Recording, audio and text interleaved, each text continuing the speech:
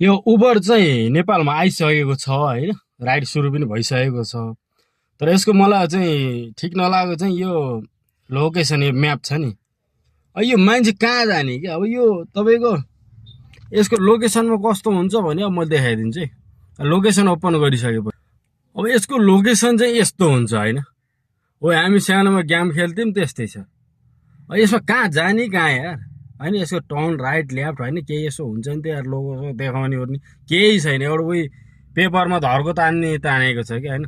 यसमा Google map चालु भएन भने अब तपाईँको मान्छे कहाँ जाने भन्ने समस्या हो। तर अर्को कुरो चाहिँ अब राम्रो भनेको अब किलोमिटर र पैसा लोगो बराबर दिइरह होइन। भर्खर मैले गरेको थिएँ, कति भएको थियो यो मैले भर्खर गरेको थिएँ 300 को समथिङ गरेको थिएँ, 3 किलोमिटर थियो। तर विदेशीले गरेको भएर चाहिँ अलि धेरै दिएको थियो पैसा होइन। तर यसमा चाहिँ चार्ज सकिन लाग्यो भने तपाईँको 25% मा आयो भने चार्ज सकिएको छ तेरो मोबाइलमा होइन, चार्ज लगा भनेर चाहिँ नोटिफिकेसन दिने रहेछ अगाडि चार्ज सकिएको छ भने। एउटा त्यो फ्युचर सही लाग्यो।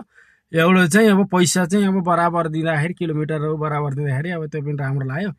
अरू यो म्याप भने गुगल म्याप युज गर्न सकेन भने त मान्छे त एक पाइला न दायाँ न बायाँ न पछाडि न अगाडि हुन्छ, ठाउँको ठाउँ हो। अनि यो अर्को चाहिँ यो 4 डिजिटको कोड हाल्नु पर्ने के। यो 4 डिजिटको कोड चाहिँ अब नेपालमा अलि गाह्रो हुन्छ। अब बाटा साइडमा लगा पुलिस भाग भाग भाग गराउँछ होइन।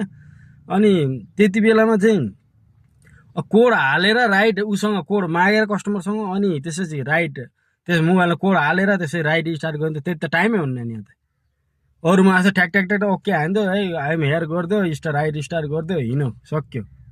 यसमा कोड मागेर कोड हालेर बल्ल राइट स्टार्ट हुन्छ। यो चाहिँ अलि मलाई ठिक लागेन।